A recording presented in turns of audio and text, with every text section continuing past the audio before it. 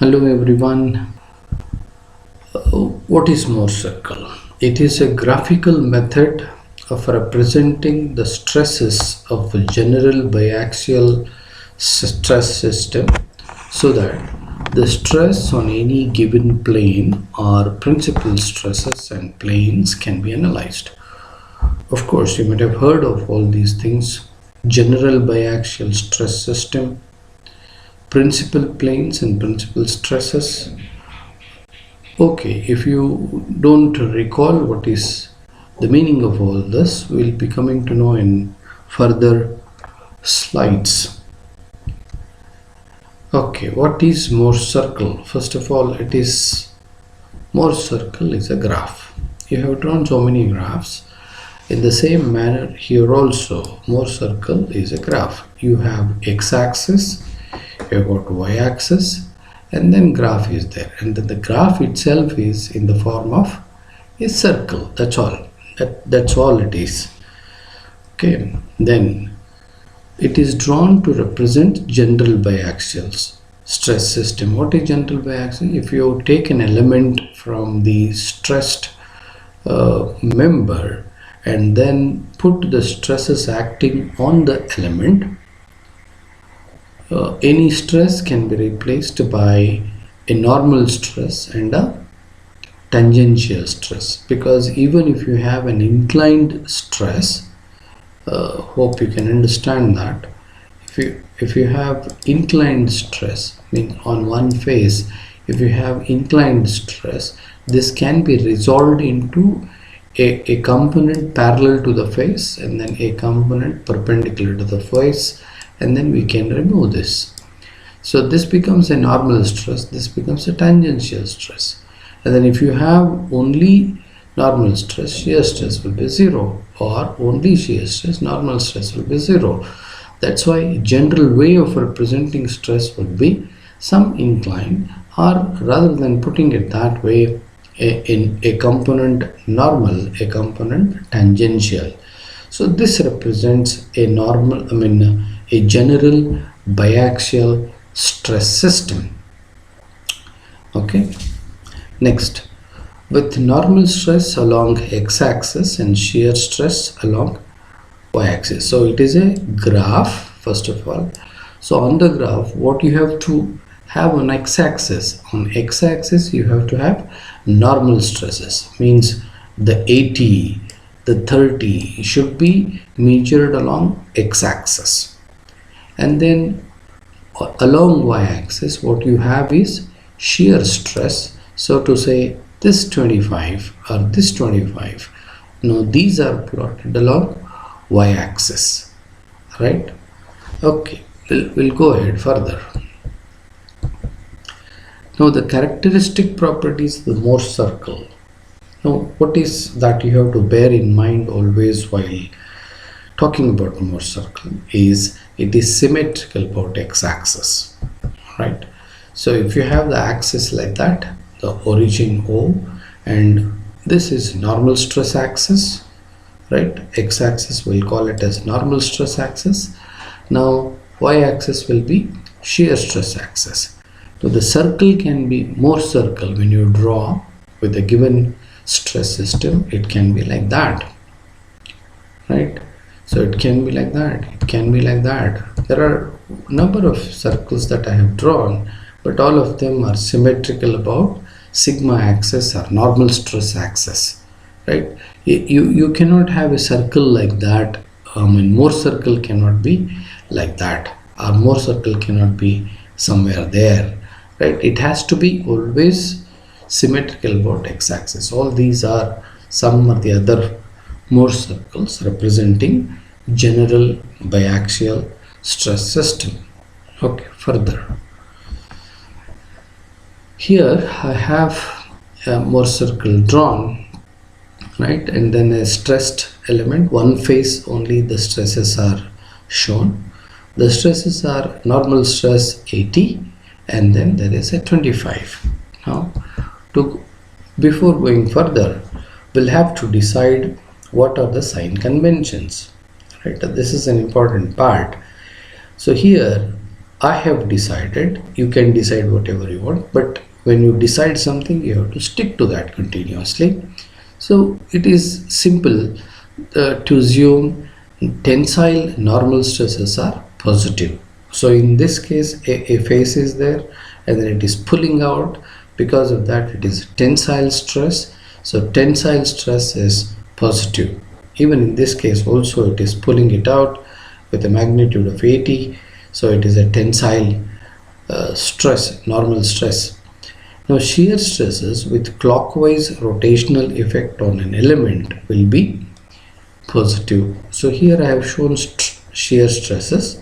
So when you have shear stress, and then if you are making a couple out of it, and then the couple is, or the moment of the couple is clockwise, then we'll take those shear stresses as positive. If you have the arrows or the shear stresses trying to rotate it in anti-clockwise manner, it would be negative. Okay, so what is Mohr circle? Every point on the Mohr circle has coordinates sigma and tau. You know that we are plotting sigma or normal stress, we are plotting shear stress, right? Every point will be having a coordinate xy, coordinate sigma and tau. So has coordinate sigma and tau. Every point is sigma and tau, maybe positive, negative combination or some zero, right? So like that. So every point on the Mohr circle has coordinates sigma and tau, and each of these points represent a plane with these stresses acting on them. That's an interesting part. That is Mohr circle. Like here you have a plane with stresses, and this plane is represented by a point on the Mohr circle. That's what is said. Every point on the circle has coordinates, and each of these points represent a plane with these stresses acting on them. That's very interesting.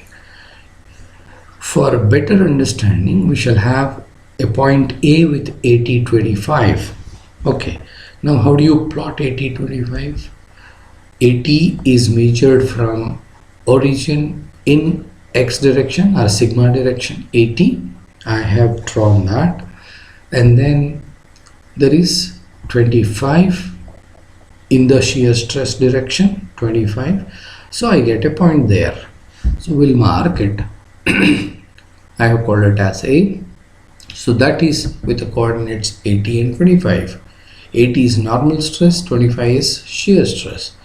Now this may be representing point A on the graph, but it corresponds to a plane as shown in figure. So what this point represents? This point represents a plane like that in general biaxial stress system. That's an interesting relationship between general biaxial system and Mohr. This is the core or crux of the whole discussion. Okay, next. Now let us consider a general biaxial stress system as shown in the figure. So if you have some numerical values, it is easy to understand. That's why I have taken a case where 80-25 on one face and then 30-25 on the other face, right? So sign convention is the same thing, right? Now what observations that you can make in the general biaxial system is always the stress element is in perfect equilibrium. Look at that, 80 this way, 80 that way, it is in equilibrium. 30 this way, 30 that way, it is in equilibrium. And then on vertical faces, if you look at 25-25, it is a clockwise couple, but on the horizontal surfaces it is anti-clockwise couple with the same magnitude. Because of that, it cancels off, and then the element is perfectly in equilibrium. Always whenever data is given, it will be like that only, right? Otherwise it will be moving, it will not be in equilibrium, right? So this is one point. Next, The normal stresses on the opposite faces must be same. So if you have shown 80 here, it has to be 80, obvious. It is supporting the upper statement. Okay. But the stresses on mutually perpendicular faces, in this case vertical and horizontal, may not be having the same magnitude. In the sense, if you got 80 here, on this face it is not necessary to have 80. It can be 0, it can be 30, it can be compressive stress. So anything is possible on the other face. So on one face something is there, opposite face exactly the same thing, but face perpendicular to that will not be directly related to this stress. It has got independence. So it can have normal stress, maybe tensile, maybe compressive, maybe the magnitude itself is 0, quite possible. Observe, the shear stresses on horizontal faces are producing anti-clockwise rotational effect.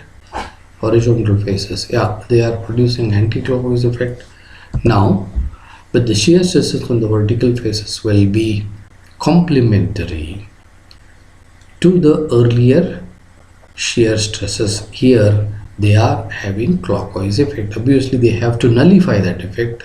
Because of that, they are called complementary shear stresses. Moreover, they must have exactly the same magnitude for equilibrium. Okay.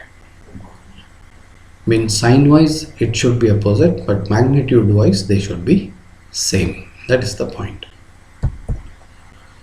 Okay. General biaxial system, the same thing, same sign convention. Here the vertical face is represented by 80-25, and look at the way I have written plus 80 plus 25 because it is tensile. This is clockwise couple, that's why.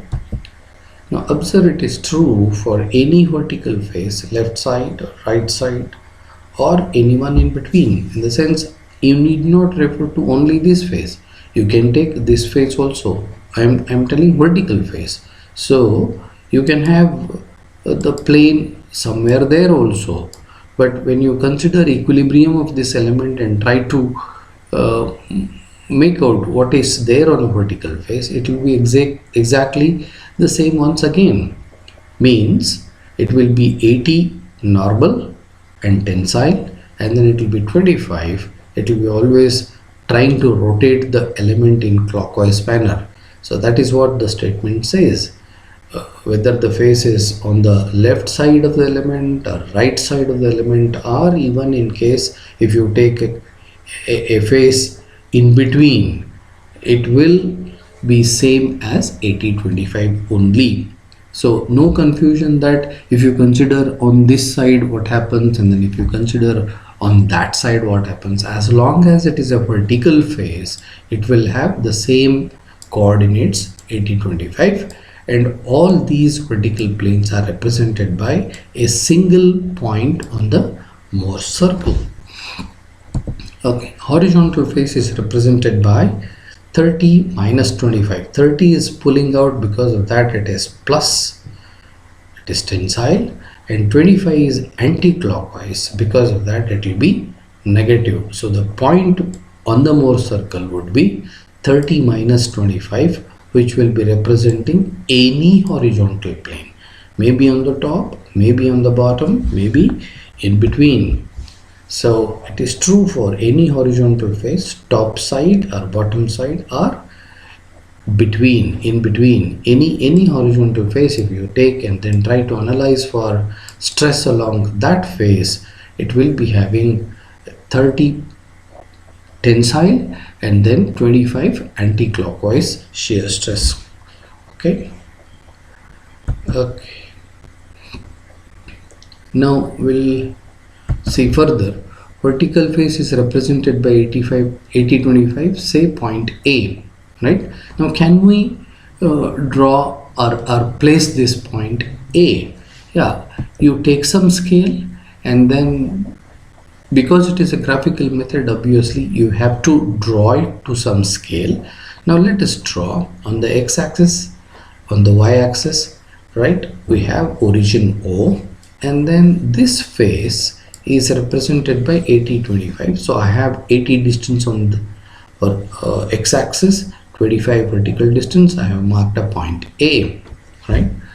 Now horizontal face is represented by 30 minus 25. So I should go 30 on normal stress axis and then 25 on the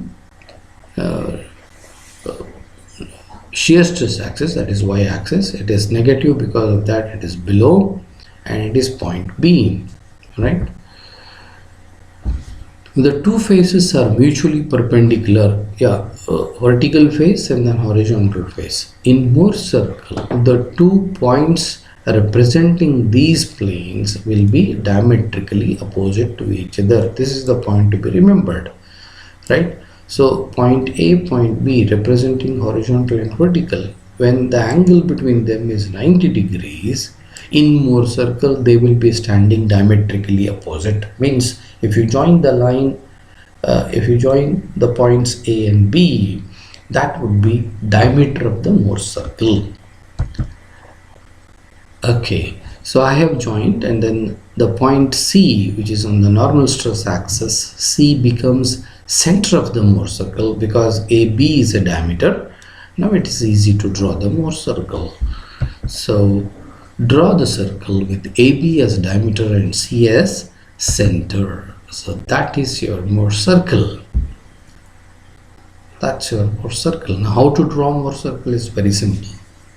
You have to get a graph and then define sigma axis, tau axis, and you have the sign convention not to be forgotten, right? Simply this represents one point, right? This face represented another point, and because they are perpendicular to each other, they represent a diameter. And then when you have a diameter, this will be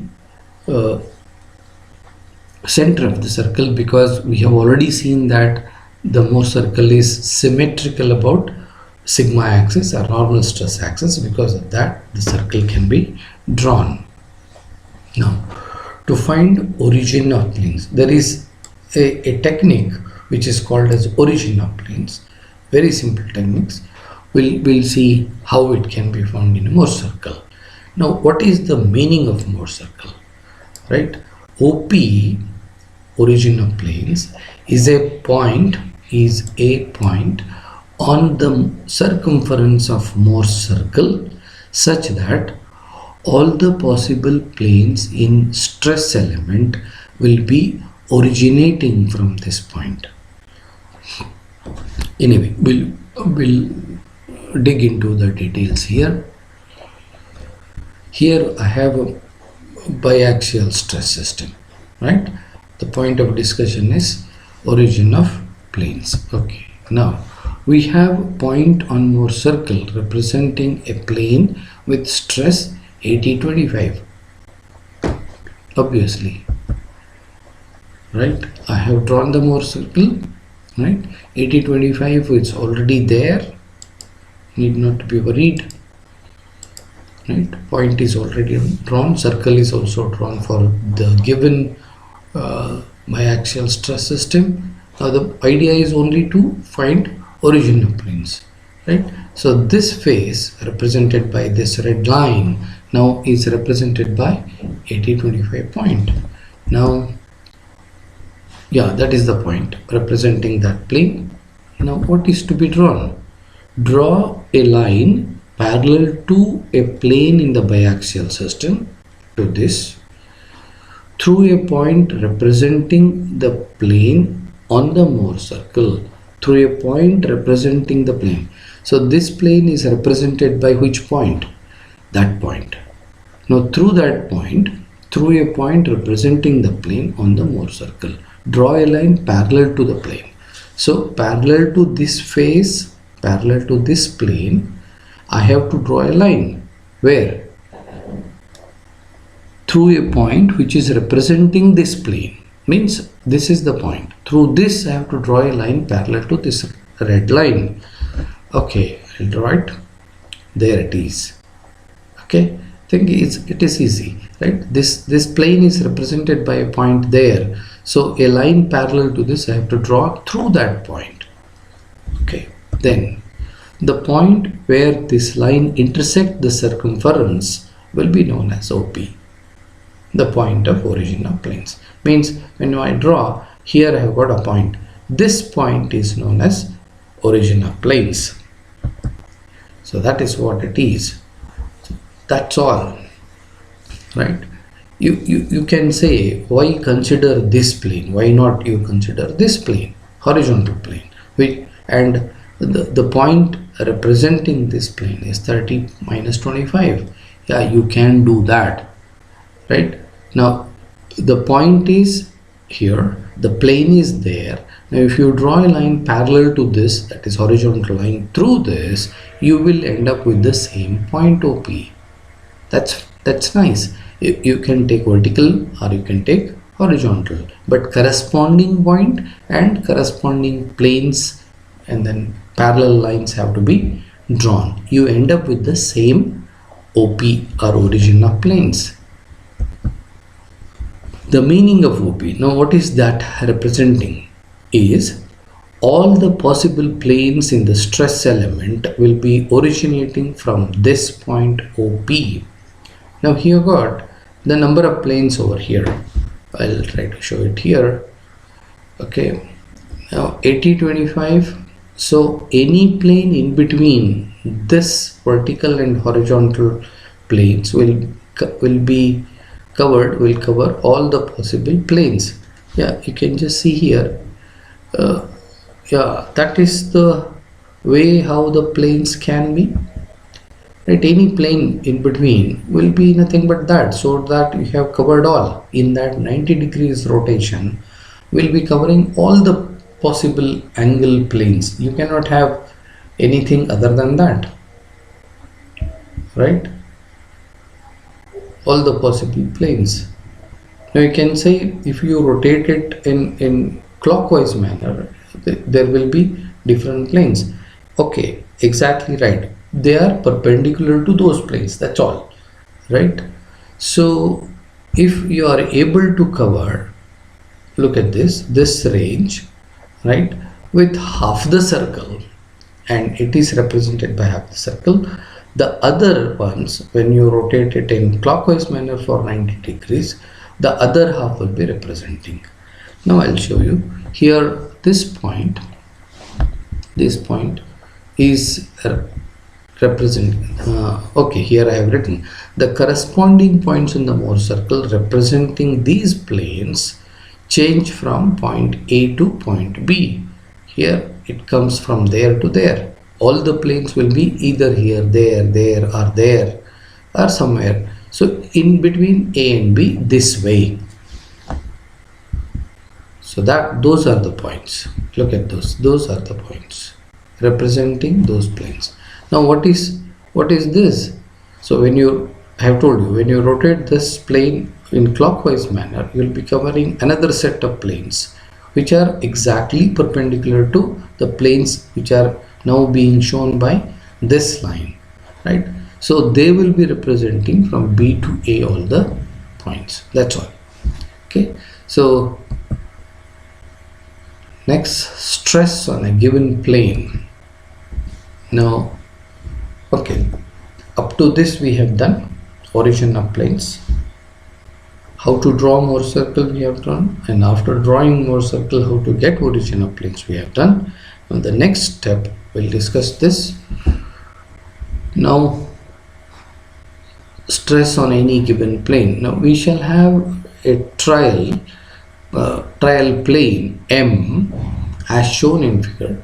We shall analyze for stresses on this plane. Okay, now where is that plane? Okay, that is the plane, right? So I have called the plane or the line as M, making an angle of 30 there with the horizontal, with vertical as shown, right? So now this plane, on this plane, if I want to calculate what are the stresses, what is the normal stress, what is the shear stress on this plane, if I want to know, now that can be done right? Using Mohr circle. Already, if you have studied equations, you know how complicated the equations are. Whatever way, that is analytical method, but here it is quite simple. Now, first and foremost, how do you communicate this plane M? Okay, so you can appreciate here that rather than telling the plane makes an angle of 30 degrees with vertical in anti-clockwise direction, how do you define that? That plane makes an angle of 30 degrees with respect to vertical in anti-clockwise direction. So all these things have to be mentioned so that you can clearly communicate that what plane you are talking about. Now it is better if we say the plane is as shown in the figure, because it is a graphical method. Anyway, I have drawn this element and then this plane is drawn here exactly at 30 degrees. So that is the plane. Fine.